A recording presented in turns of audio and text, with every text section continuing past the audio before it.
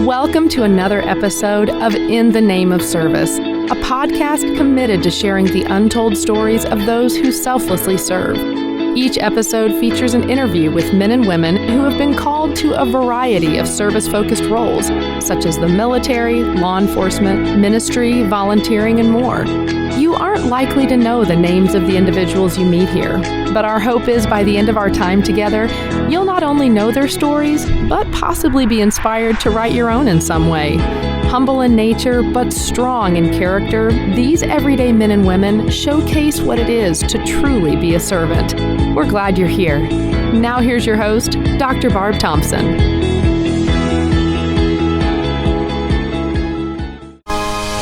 Welcome to episode 5 of the In the Name of Service podcast. I'm your host, Dr. Barb Thompson. Here we broadcast stories of men and women who've answered the call to serve in hopes of inspiring and catalyzing the rest of us to follow suit in our own way. Today's interview is with Amy Nash.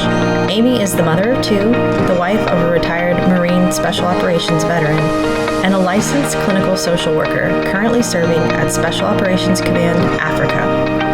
I had the great opportunity to work alongside Amy for a few years in our previous positions. She's driven, insightful, and not afraid of supporting individuals during their most challenging seasons of life. I admire her greatly for her poise, courage, humility, and ability to hold tight to her own health and well-being so she can continue to help others. In today's conversation, you'll notice a few themes that have served Amy well in her life and career and continue to help those she serves.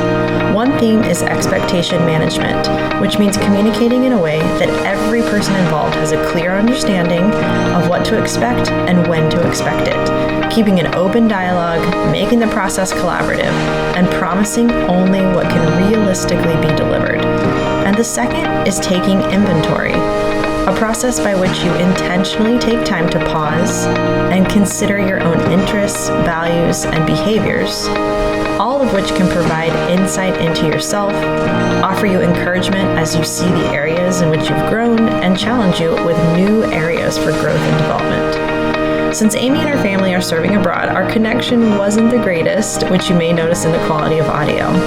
That aside, this conversation will offer you practical ways to think and communicate about your service, creating the most solid fit between your work, your loved ones, and your phase of life. If you're at all interested in the field of social work, please listen and share as Amy describes the breadth and depth of this helping profession, and check out the show notes. Amy provided several helpful links and resources for more information.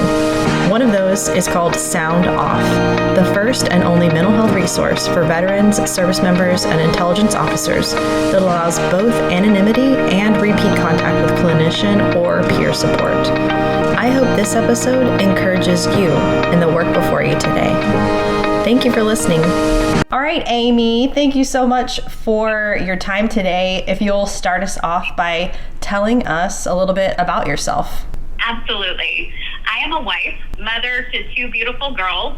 I am currently working at Special Operations Command Africa, located over in Stuttgart, Germany. Prior to that, I was over at Fort Bragg with an organization and also spent years over at Marine Special Operations Command and obviously supporting service members and their families in those capacities. Prior to the military support, I worked hospice, end-of-life care, and also acute psych.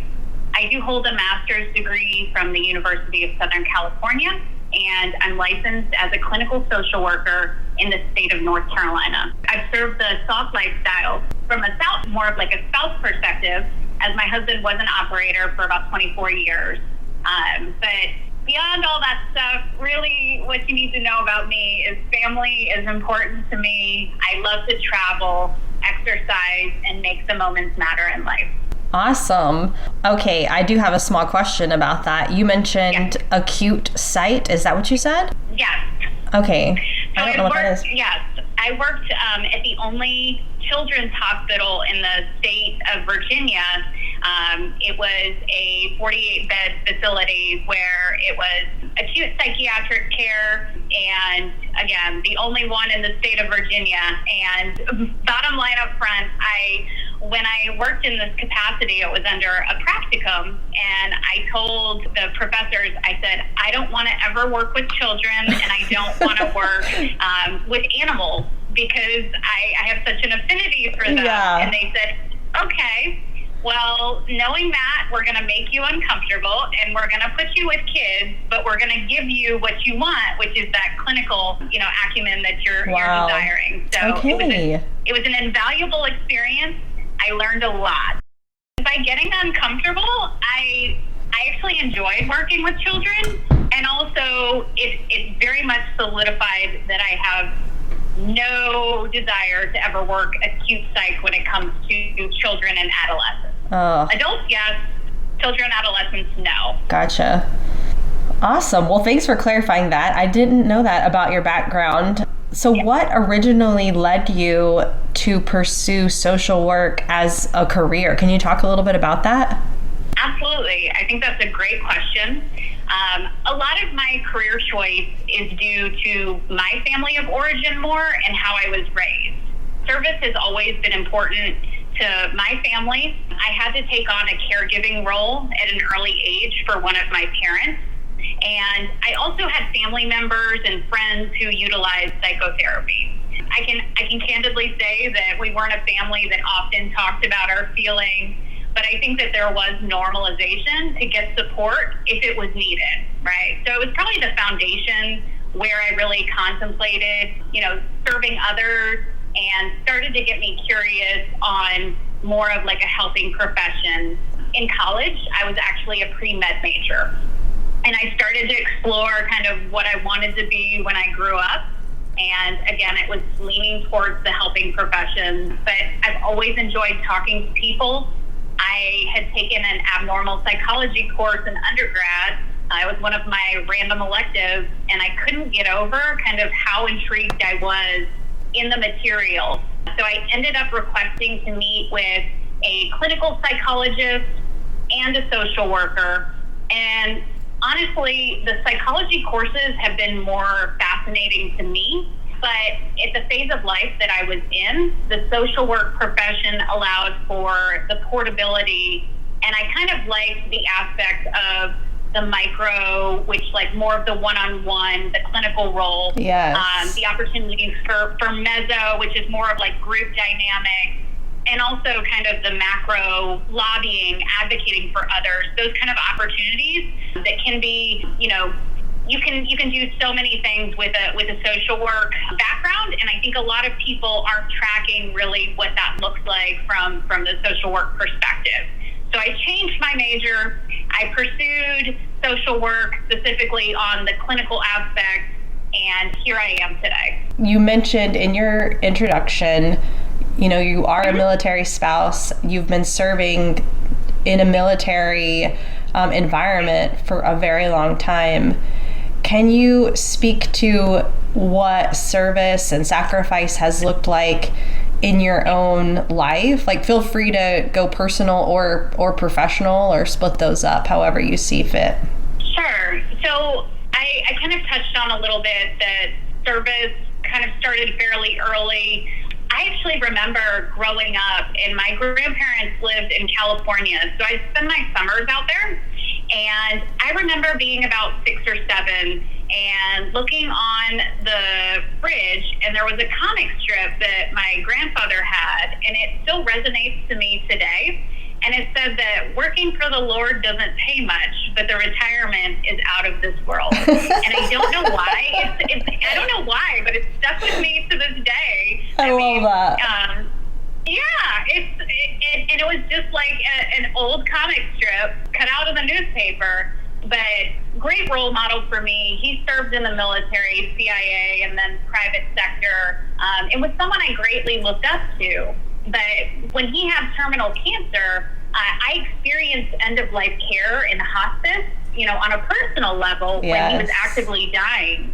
And having those individuals there for such a pivotal moment of my life, it was really invaluable. And I really got to see how other people serve in all kinds of different capacities. So fast forward to kind of my service personally. Prior to working within the military and the soft population, I worked at hospice for years, and I actually applied for the role solely because I felt the need kind of to give back based on the experience personally that I had with hospice, and how much those people were meaningful to me as they served.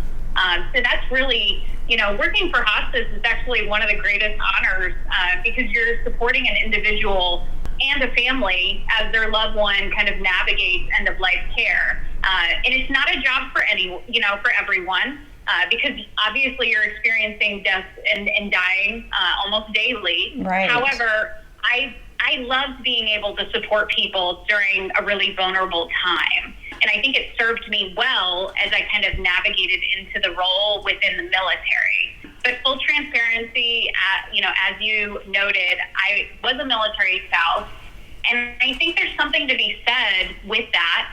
On a personal level, I did some volunteering with Family Readiness to give back to other military families and support service members. But if I'm just being candid, I think the bigger service came from really the informal connection support. And so whether it's watching someone's kid or listening to someone vent about the ops tempo and having that empathy and compassion and just being there right with someone, just being that listening ear, whether it's a meal train, rallying when there's a training accident, or, worst case scenario when someone was killed in action, there is constant service from the family perspective. Right. And, I also think that, it was really valuable to me that my husband sat me down probably about 17 years ago, and he told me, he said, this job is always going to take me away. Yeah. But to be clear, you are always the enduring. And if you can navigate this and support me through this, and we support one another, I promise that it'll make up for it in the long run. And I think that really stuck with me as far as, the service that people within the military do, but then also kind of how that is reciprocated, whether it be variants of different relationships, right? So I think there's something to be said there. But I think that it was kind of helpful to me, going from the, military spouse perspective to also going into a provider role, understanding the service of the military and also what the families do, right? I think that's one of the reasons why I pursued working within the military population, particularly during the kinetic time, because of the operational tempo and just, all the myriad of different transitions and adjustments and stressors that service members and families endure. And I just wanted to support with that. And, it's been almost 10 years now, and I've worked with some of the most elite organizations, and it's so humbling in an hour to be able to support those that serve as well. It's just an honor. Yes. I love your perspective, Amy. Let me ask you this, though. Sure. Being a spouse and then also just going to work every day and serving those that are serving, was there any point in time when you're on the brink of burnout, or maybe you questioned the value of how you're investing your time? That is such a great question, and I would say absolutely. I think if anybody knows me, I'm big on normalization, and I think I'm really big on expectation management. Okay. So I've thought at times throughout different phases of life, whether there was a mistake or a poor investment. And when it comes to service, I think that something that has resonated with me as I've kind of grown into this is that it's kind of like the grit versus quit approach. Because we look at that grit and drive as such a desirable trait. Right. Getting to yes, that's such a thing that we say all the time. Yes. And we always look at quitting is synonymous with something negative, right? Right. But sometimes people stick things out, sometimes far too long, because of the emphasis that we put on that, like quitting or stopping something, or being, at risk of burnout, right? And so that could be a job or a relationship, whether it be intimate, friendship. But I think that we as human beings should have a healthy balance of drive and knowing when to fold, and constantly taking inventory of, where am I in this moment? Is this, something that's more of a vulnerability or a poor investment? I mean, I don't have any regrets in my life. I think that some of the biggest lessons learned have come from the perceived or actual mistakes or potential poor investments. Yeah. But I think the only thing that I'm intentional to as a result is being more cognizant of my self-care and how it impacts myself and others right now. Okay. I think there's something to be said about getting on an aircraft, having the flight attendant brief us on putting on the oxygen mask prior to assisting other passengers. In life, you have to ensure that you're supported, you're healthy in order to serve others. And if you kind of neglect your own well-being, it has the second and third order effects to kind of impair others. But what I've learned through time, and you've been a great model of it as well, as humble as you are, but if you invest in your own care, it'll ultimately support and serve everyone with a bigger return on investment. And I think that looking back, I think there have been times in my life in which I was kind of so laser focused on supporting others that I kind of neglected my own support. Yeah. So in the here and the now, I'm more aware of it, and I can't say that it's it's perfect now, and I'm like totally 100% locked on and, intuitive. Is there such a thing? I don't think so. Yeah, I'm trying. But that's probably one of the biggest things that resonates with me, is just kind of when you serve others, you need to really ensure that you're filling your own cup, right? Yeah. Yeah, definitely. I mean, a lot of the things you're talking about take this part of your brain that requires almost like a non-emotionality. You're talking about like taking in the bigger picture, knowing that this is a normal experience, kind of taking a look at those expectations. And that requires you to get out of that emotional part of your brain, which is usually where we go to if we're tired or worn out or anything like that. So it does make total sense. Grit versus quit. I'm going to remember that. And I can't take the credit for grit versus quit. It just resonates with me. Yeah. I mean, if you're smart, you're going to copy things. So there you go. Exactly. Yeah. I like that you threw that out there. Think about this, Amy. I'm going to ask you this question, but think in the background. So you honestly make it all sound a little bit easy. It's not. And you're right. And I know how much you do. I've seen you at work, and I've seen how much you invest in the people that you serve, on the job, and how much you invest in your family kind of out of the job. And you do make it sound a little easy. And thank you for, number one, just kind of making it sound easy.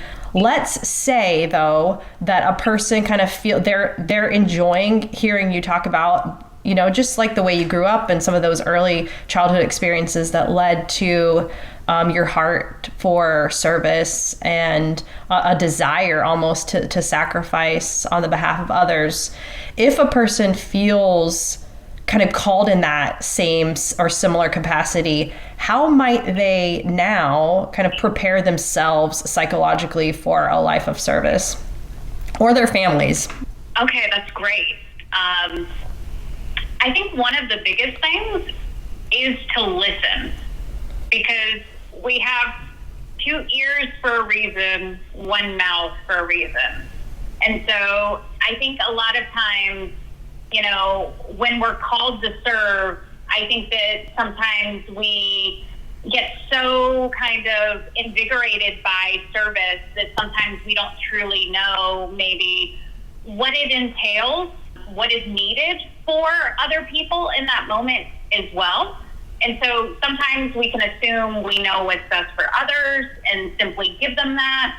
But I think that if we seek to really serve others, the best thing that we can kind of do is take the time to get to know people, honor them with that listening ear. I think that if we skip that, we make it a lot more about the feelings that we get from serving, right, versus actually doing what we intend to do and actually serving someone else. So I think that sometimes we kind of get wrapped up in those feelings. And again, that's not an easy process. There's something to be said for, we listen to respond, we don't listen to understand, but we do really need to listen to understand. So I think that the first thing would be kind of listen, not only listening to like what other people might need, but listen to what you need and also what your family needs. Sometimes we might be really gung-ho with something, and sometimes the bandwidth that we have, might not kind of gel with where we are in our phase of life, right? Or where our family or our spouse is. So I think that's something to be aware of as well, is kind of just taking inventory and stock in what you need in the moment, what your partner or your family might need, and kind of rack and stack and see, do I have the bandwidth right now to allow the service at what I'm looking for? And maybe you do.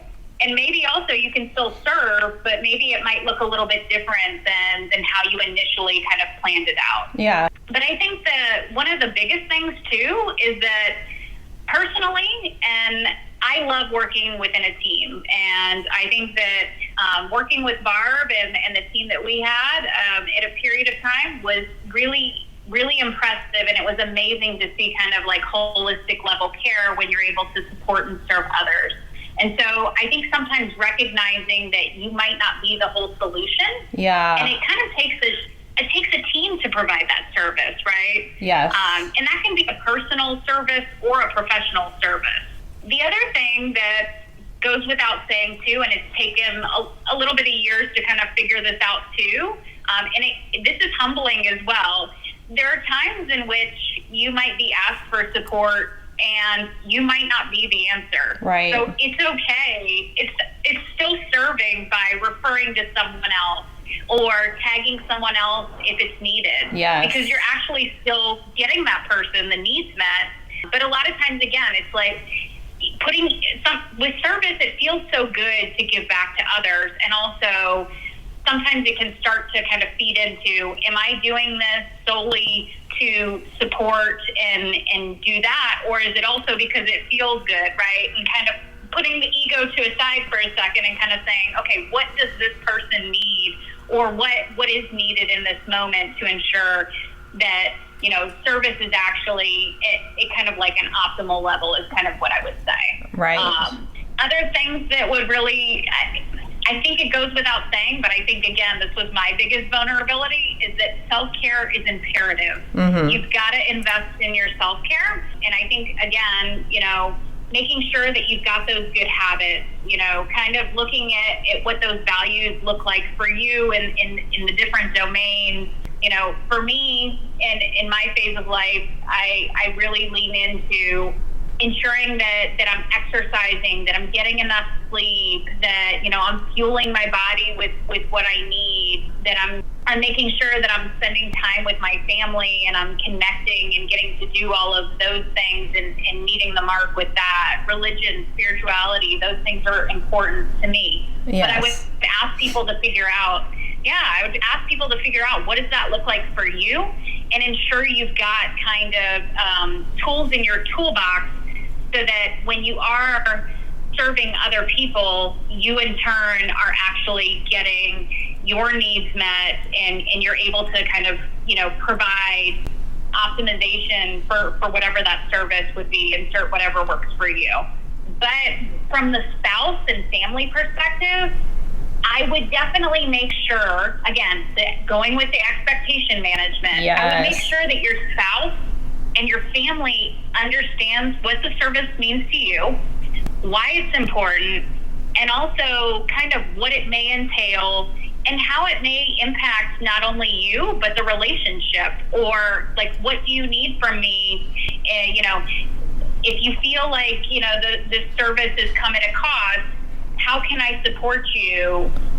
Are we ensuring that we're communicating and checking in with one another? If you see that I'm more vulnerable to burnout or something like that, are you part of my fire team where you're you're supporting me and letting me know and vectoring me. But I think those would be kind of a few things that would be more of like the psychologically beneficial things to do when either preparing yourself or preparing, a loved one or a family member when it kind of comes to service in general. Yeah, I've seen so much, going back to when you talked about your husband having the kind of wherewithal to set you down and have that conversation. I don't think that happens very often, by the way. Sure. So good on him. Just making... Yeah, I'm sorry for cutting you off, Barb. I think that was probably one of the most invaluable things to me because, candidly speaking, there were some good, there were some bad, and there were some really ugly experiences throughout kind of navigating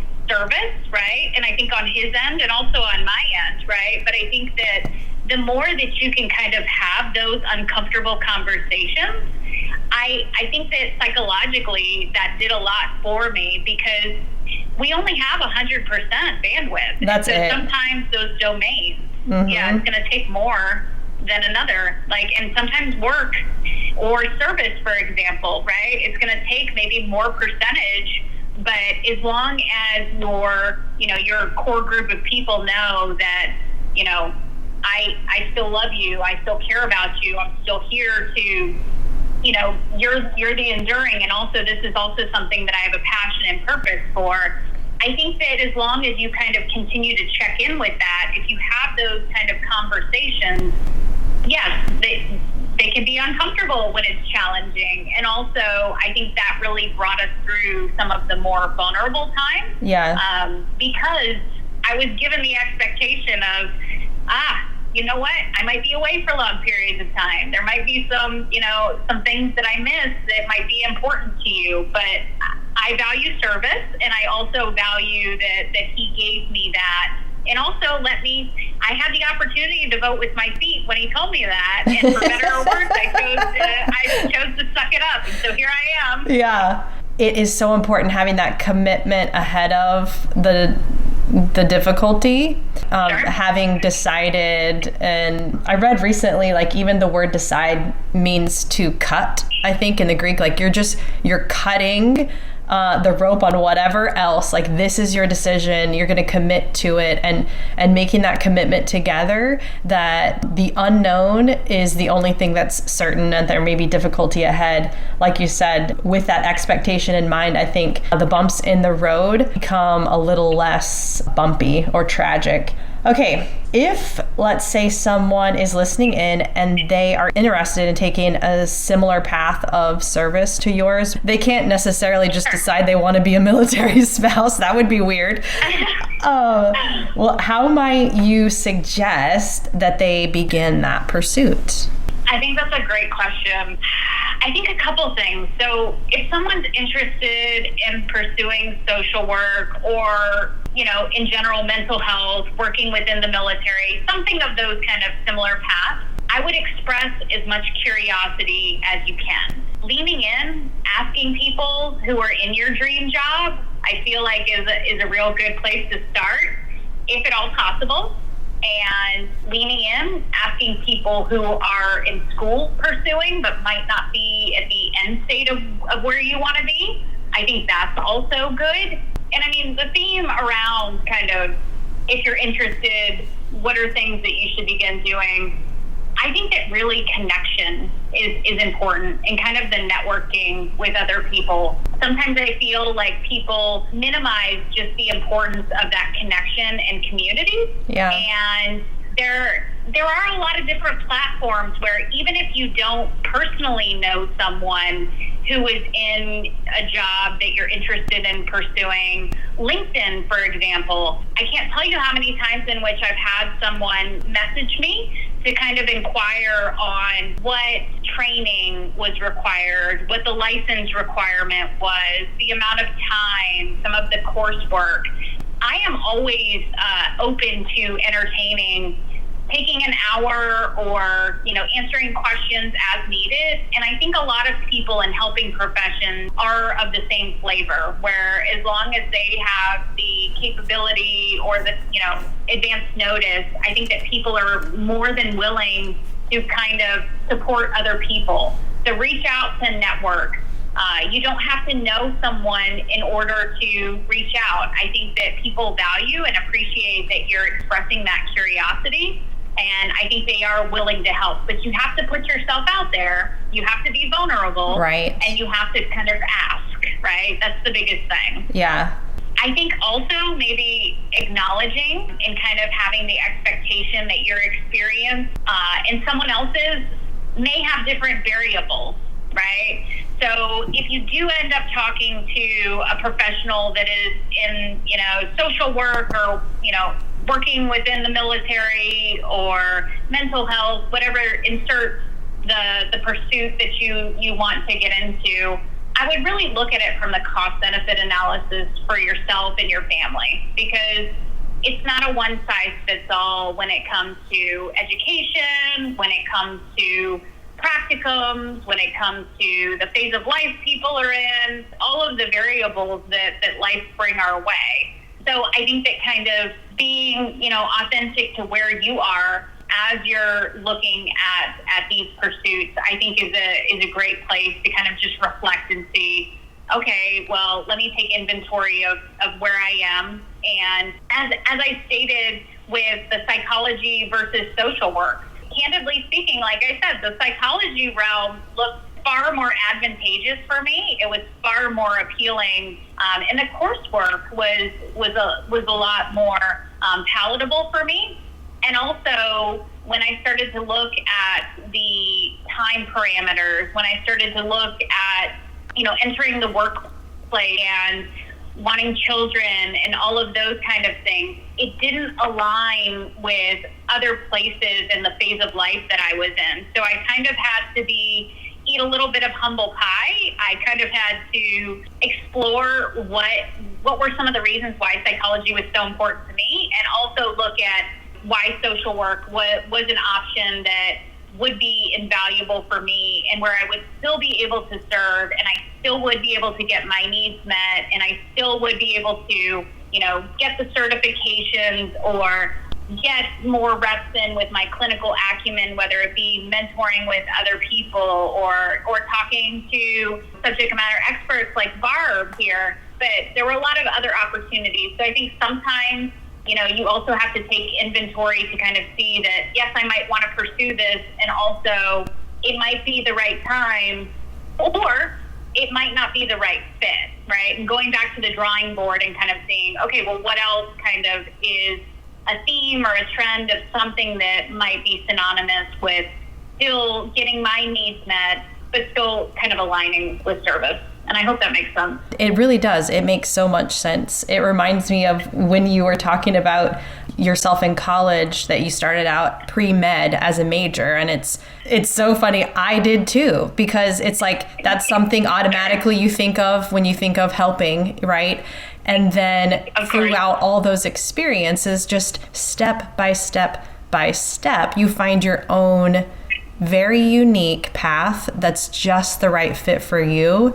And so I love that the way you said is just stay curious, and that no one's path, like there's so many thousands of variables, and that is a great thing. Someone that is not going to look exactly like you, because we don't need another them, we need a you. So I love all of that, and definitely reach out to others. It's a vulnerable spot to be, but it'll save you a lot of time, most likely, and heartache as well. So really, really, really good tips. Well, Amy, I think that is it for today. I just want to thank you for the work that you've done, the work that you continue to do, and for your time today. I really appreciate it.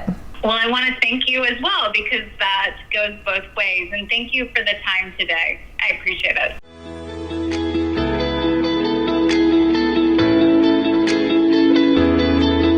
Hey everybody, thank you for joining us for another incredible episode of In the Name of Service. If you enjoyed today's episode, please like and subscribe. And of course, feel free to share with those you feel would like to be inspired. Have a difference maker in your life that you'd like to see featured? Reach out to Dr. Barb Thompson at inthenameofservice@gmail.com. We'll see you next time.